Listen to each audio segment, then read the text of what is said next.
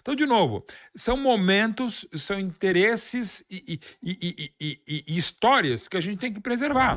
Mas nisso de que tem má vontade com alguns times e seleções e boa vontade com outras, por exemplo, o caso de 89, quando o Brasil e Chile, e a mulher joga o rojão lá, A Rosenelli isso, e acerta lá o... Não acerta, não acerta o Rojas, cai perto do Rojas, e o ele faz Chile... aquela pantomima toda. Isso, ele fica duas Copas fora, o Chile. Se fosse o Brasil, Argentina e Itália, isso nunca tinha acontecido, você concorda? Aí eu concordo plenamente com você. Com o tamanho de Brasil, Argentina, o próprio Uruguai, maior que o Chile, Alemanha, Itália, Sim. França, Espanha, dificilmente. Isso não é só do futebol, isso é da vida, né? E dos negócios do futebol, às vezes mais negócio do que futebol. Você acaba sendo, digamos, refém do seu próprio sucesso, ou outros países com menos poderio esportivo, técnico, né, futebolístico, econômico e político, acabam pagando contas que não tem. Mas, ao mesmo tempo, eu falo, pô, então como é que a China só jogou uma Copa justamente em 2002? Aí demérito da China. Porque imagina para a FIFA como seria maravilhoso se a China pudesse jogar várias Copas do Mundo, como o Japão ter jogado as últimas, né?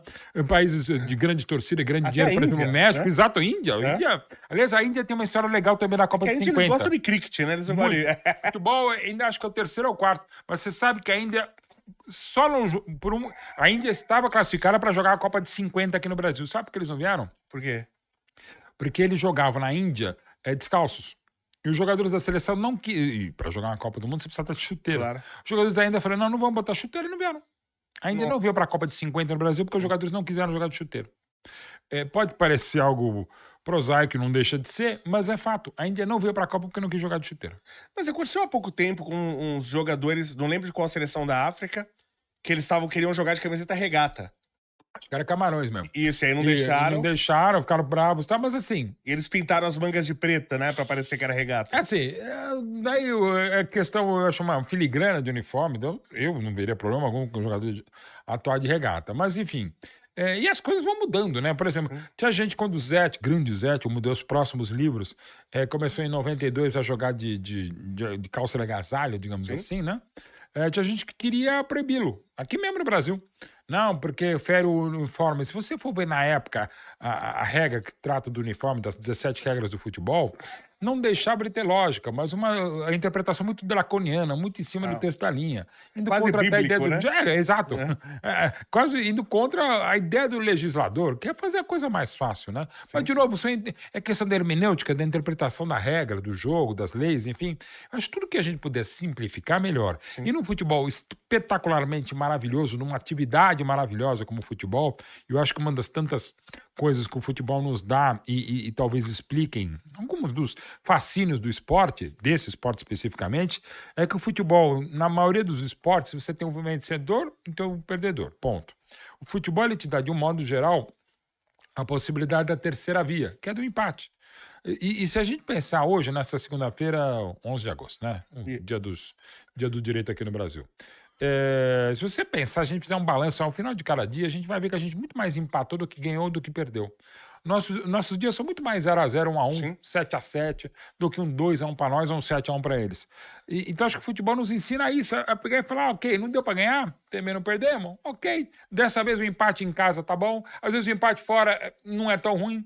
Então, acho que o futebol também tem essa magia de nos ensinar muita coisa que a gente não quer aprender, sobretudo quando se extrapola, se exacerba não a rivalidade, para virulência, para violência, quando se considera alguém mais inimigo do que adversário, e quando agora você fica nessa situação. O próprio Palmeiras, uma cobrança exacerbada em cima do Abel, cara. O maior e melhor treinador da nossa história não tá acertando o pé, o time não tá acertando, ele não tá acertando a cabeça ou a mão, o time não tá acertando o pé, mas pera lá. Né?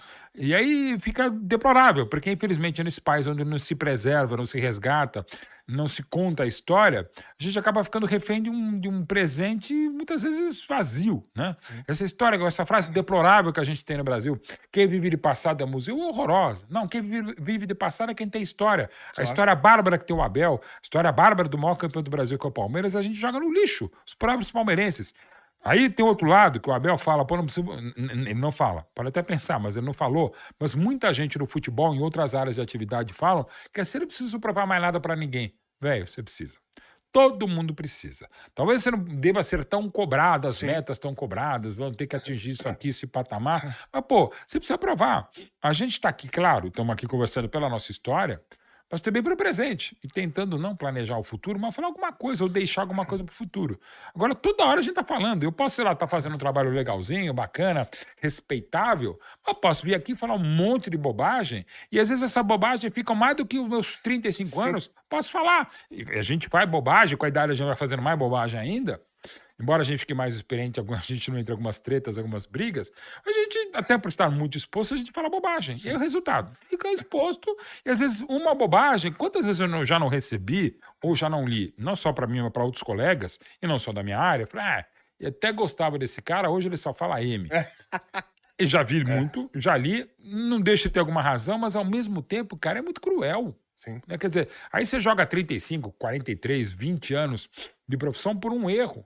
Ou E por se uma você- coisa errada. Se você colocar eu já falo isso, né? Se você colocar o Albert Einstein, igual hoje nós somos expostos, e temos que ficar falando muito tempo o dia inteiro. Se você colocar o Albert Einstein pra falar o dia inteiro, ele vai falar Perfeito. besteira. Vai falar, gente, pegue, por exemplo, adoro, gosto mais de música do que de futebol. Estudo mais música do que futebol e as duas coisas eu faço direitinho. Não sei tocar nem o bife no piano, não sei fritar um bife e também não sei jogar bola, sou um bicanhoto jogando. Mas, por exemplo, vamos pegar aqui, ó, Chico Buarque, que eu sou alucinado. Um dos maiores brasileiros, ainda acho que um joguinho maior, mas de novo, é Pelé ou Garrincha, é Beatles ou Rolling Stones, enfim. Vai, Chico Buarque. Pro meu gosto, o Chico não faz música à altura do Chico Buarque desde 84. Ou seja, são aí 41 anos, tá? Tem coisas boas? Tem, mas do nível que ele fez em qualidade e quantidade, Sim, claro. o Chico não é Chico Buarque na música, pra mim, desde 84, ponto. Mas o que ele fez de 66 a 84, pra mim, mais do que quase todos, a exceção do Tom Jobim, numa outra característica. Então, pra mim tá valendo, ok, né? E tem gente que fez pra mim coisas... Falando sério, vai, pra pegar. A Blitz, que é uma banda bem legal, disruptiva, Nossa, quando adoro a começa Blitz. com... A Blitz fez, pegando praticamente esse período, vai, Titãs, pra pegar exatamente 84. Titãs, primeiro sucesso, Sonífera Ilha. O Titãs, comparável ao Chico Buarque, de 84 pra cá, que o Titãs começa, os Titãs do Iê, Iê, Iê, começam em 1984, os Titãs eram muito mais coisa que o Chico Buarque, pro meu gosto, melhor, né? E coisas que até nem se comparam, nem se tem essa pretensão de comparar. Então, assim, aí eu vou dizer que, então, nos últimos 41 anos, os Titãs são muito melhores que o Chico. Posso até ter músicas mais... As playlists do Titãs minhas são de 84 pra cá, e as do Chico Buarque, acho que tem 3 músicas de 84 pra cá, das playlists que eu faço do Chico Buarque. Então, assim... Mas que é uma hora evidente. Pergunte a qualquer um dos Titãs quem é melhor, Titãs ou Chico Buarque. Então, de novo, são momentos, são interesses e histórias que a gente tem que preservar. E não necessariamente se consegue fazer coisa boa. Então, o Chico, pra mim, não faz coisa do nível dele desde 84.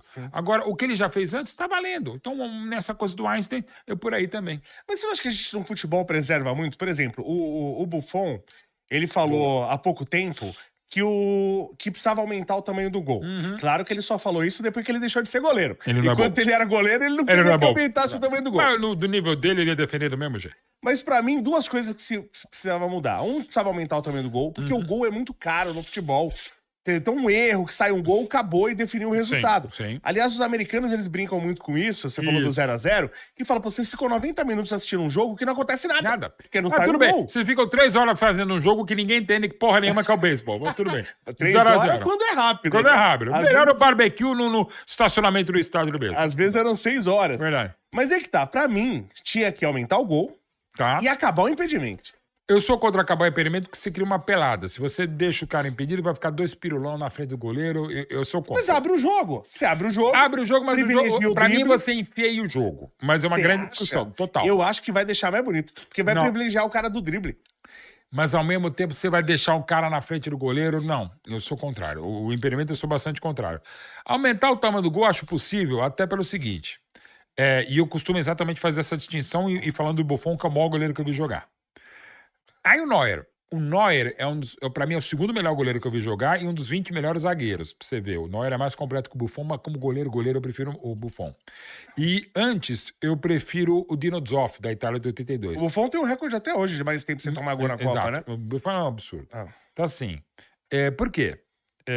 eu faço essa distinção para goleiro. Primeiro, que o goleiro é diferente das outras 10 funções, posições.